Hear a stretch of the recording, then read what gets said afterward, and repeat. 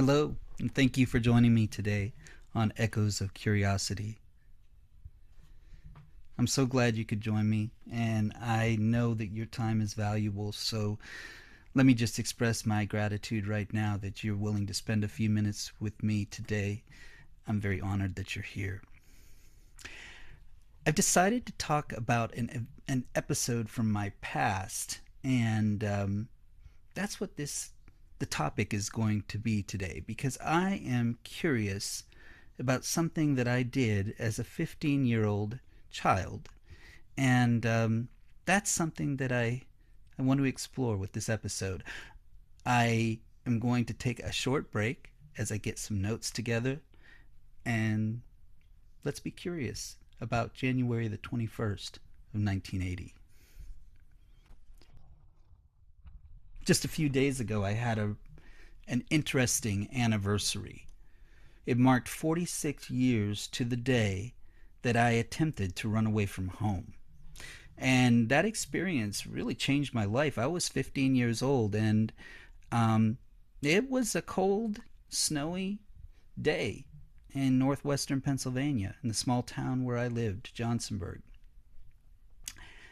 I wrote about this on my blog maybe a few years back. I want to say maybe 5, 6 years ago. And it was, again, I was written as a reflection about this event, because I wanted to write about it, publicly after all these years. And now I'm speaking about it publicly, as this is public, and it's an interesting thing to talk about. Because maybe it's because it still doesn't sit very well with me why I chose to run away on that cold January day. But now that I look at it and think about it with curiosity, I feel that I was a deeply troubled teenager.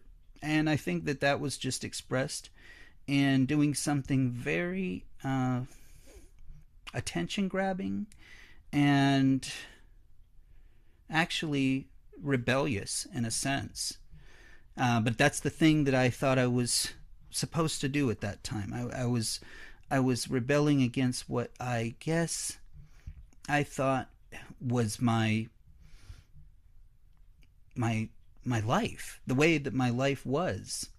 I wasn't happy there. I wasn't happy, and I was a sophomore in high school, and I was very awkward. I was very skinny, and I don't know that I had really good social skills. And I was deeply involved in I don't want to say it was a charismatic prayer group, a charismatic Catholic prayer group. And it was mostly older people, and that older than I was, much older than I was. And it was I started to question some of the things that came out in that prayer group, and I thought maybe I needed to go ahead and get away from that. But again, this was a very drastic step, and I really don't know what I thought I was going to do. I thought maybe at the time, and as I reflect on it now, at the time I think I would find some kind stranger to take me in. I believe I was probably that naive. We did have a distant relative who lived in Buffalo, New York, which is where I aimed to go.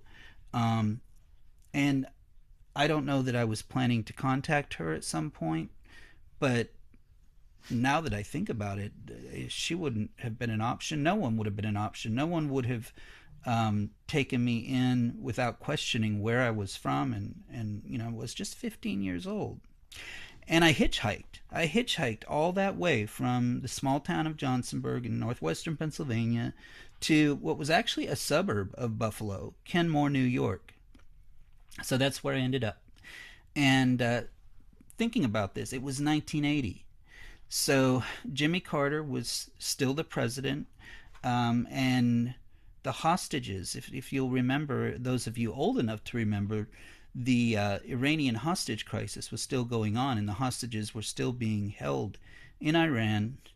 And I can remember along the journey walking by houses, especially when I got to New York State. I remember walking on the road and seeing signs in the windows with American flags that said "Release the hostages." So it's an indelible memory from that day as well.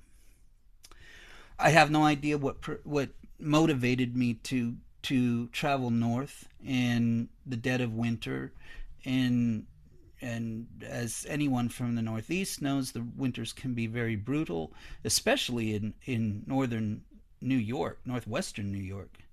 Um, the things that transpired on that day were, I think, my becoming aware, first of all, that I don't have any idea what I'm going to do. And then finally, I guess, resigning myself to um, seeking out help. And I did that with a local Catholic church. As I was walking through the neighborhood, I stopped into the church. I thought about my options, and knowing that there was most likely a rectory next door, I went and knocked on the door of that rectory, and a woman answered the door, clearly someone who worked there, and she in turn got the apparently parish priest.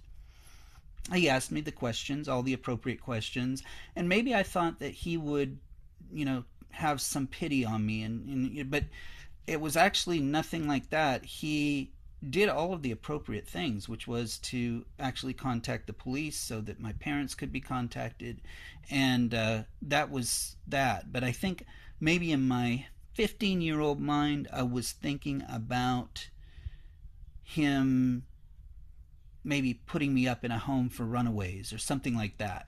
So that I think that the fact that that didn't pan out saw me as a 15-year-old kid, not dressed appropriately for the winter, sitting in a precinct, a police precinct in this suburb of Buffalo, New York, with these two cops who came to retrieve me from that rectory.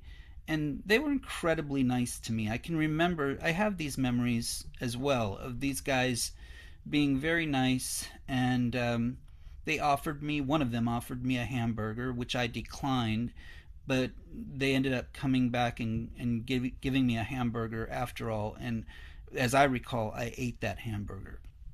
The night went on for a while because it was more than I believe the normal 2.5 hour drive from my small town to Buffalo, just for the fact that they had to find the place, and it was a northern suburb. And the other thing is that the weather wasn't getting any better. It had been snowing all day, and I don't know that the roads were treacherous yet, but they were soon to be.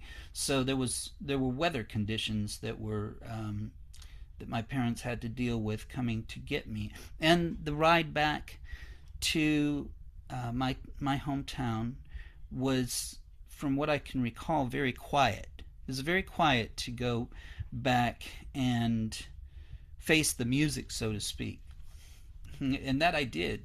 I was again a sophomore in high school. I had to deal with a lot of stares and a few people questioning me, but not really. It was more like, oh, this guy there's something going on with him. And so I still had quite a bit of high school to go yet, so I'd already kind of painted myself into a caricature, if you will. Particularly in a private Catholic high school, you easily get pegged into groups. I don't know if that's still true today, but it certainly was back in 1980. So anyway, that happened, and it sparked a change in me as a teenager, and I knew that change was going to really do away with everything that was related, I guess, with childhood and all my childhood thoughts, and really thrust me into an exploration of myself that I didn't expect. And the fact that it took place so early in life, I think is in retrospect, it's a pretty good thing.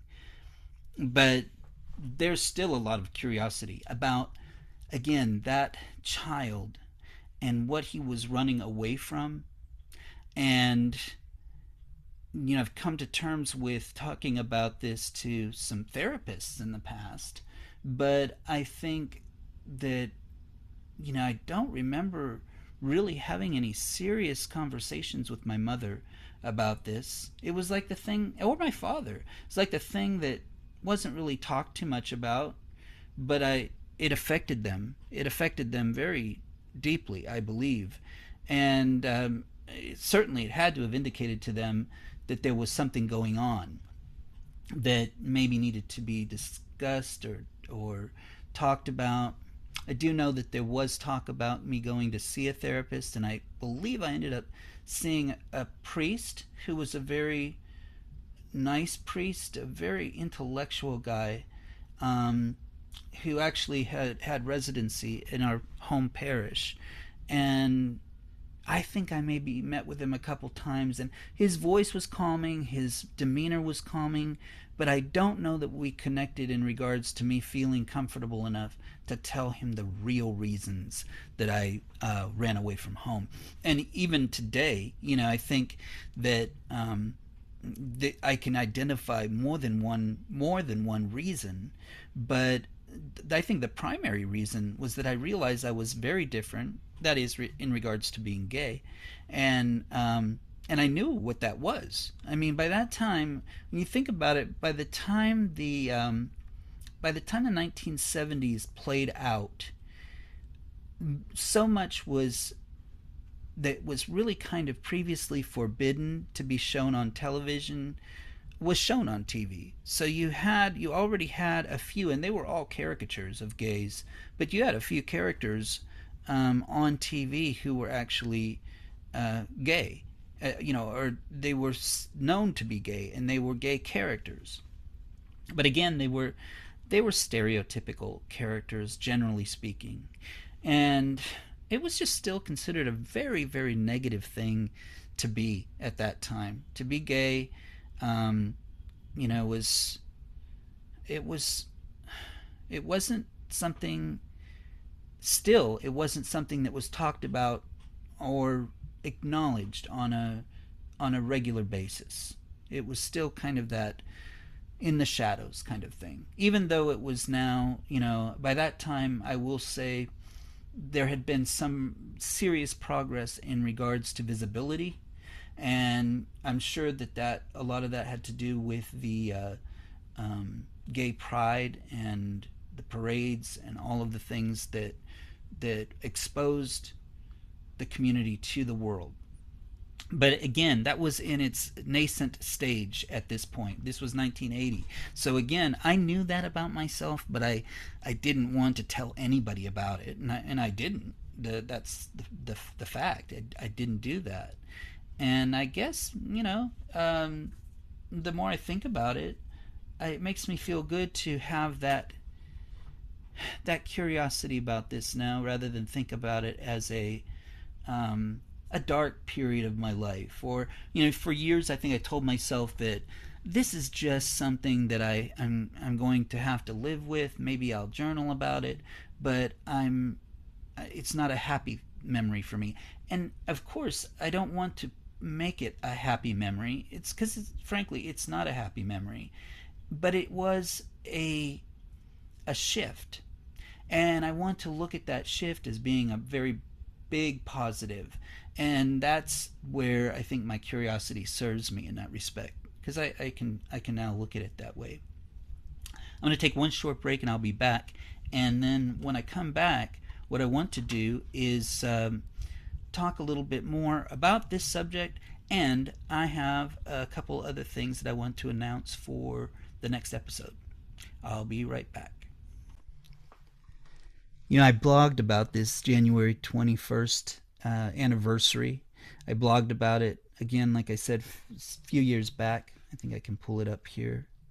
Yeah, I blogged about it in 2013. Actually, I wrote this blog not long after my father passed away. It was written after my father passed away, and I thought the blog was pretty good in that I was able to reflect on how my father reacted that day that I ran away, rather than focus on what I went through and my feelings about that day, because what happened that day, and I didn't realize this until years later, when my mom and I did, and it was rare, but when we did talk about this incident, and Mom told me about how much my father cried that day. And this is a very touching memory for me, because she said that she had never seen him cry except for one other time in his entire life. And that was when our dog Barney, the dog that we had all through my childhood, my later childhood, had to be put down. And that he cried that day. And then he cried this day that he didn't even cry at his own mother's funeral, according to my mom. And these were revelations that came to me just a few years before Mom died, because she shared that with me. And again, we shared so much more in those last years of her life. So it was all very interesting to go at it from that other perspective. And to go at it from that other perspective was not only healing, but it can be attributed to how once we become curious about something and want to examine it without fear, it can open the doors to just all kinds of healing. So I definitely wanted that to sit with you for today, and I also want to put the link to the blog if you'd be interested in reading. It goes into a little bit more detail about what went down on that day so many years ago. It's hard to believe that is 46 years ago. Really hard to believe.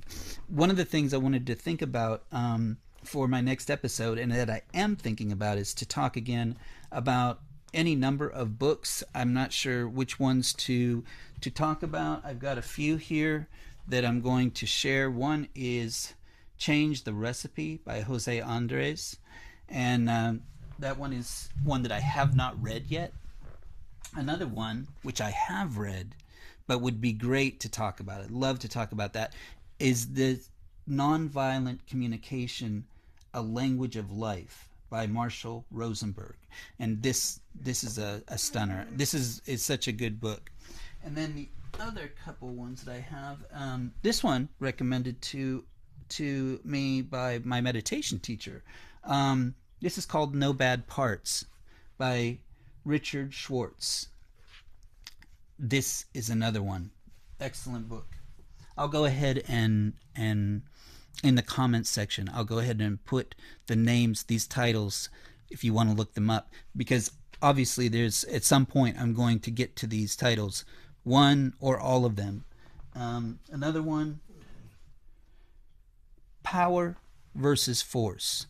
I haven't read this at all yet, and I'm looking forward to it. Another one recommended by our meditation teacher, and this author is Daniel, hard to make out that last name. Oh yeah, Daniel Hawkins, MD.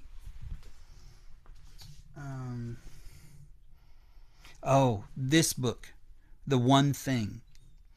I read half of it and I didn't get back to it because I got engrossed in something else, but I'm going to check this one out again. This is by Gary Keller. And the last one is On Call. This is a memoir by Anthony Fauci. So a lot of reading there. Something that I'm reading right now, and I'm on like chapter 12 or 13, I think it's chapter 13, is finally the Cher autobiography. It's very good. Very, very good so far. So lots of books to talk about, and of course there are numerous other subjects to talk about, so I can't wait to get into it, whatever it is, and let's be curious together. I look forward to it. Thanks for joining me today, and have a great day wherever you are.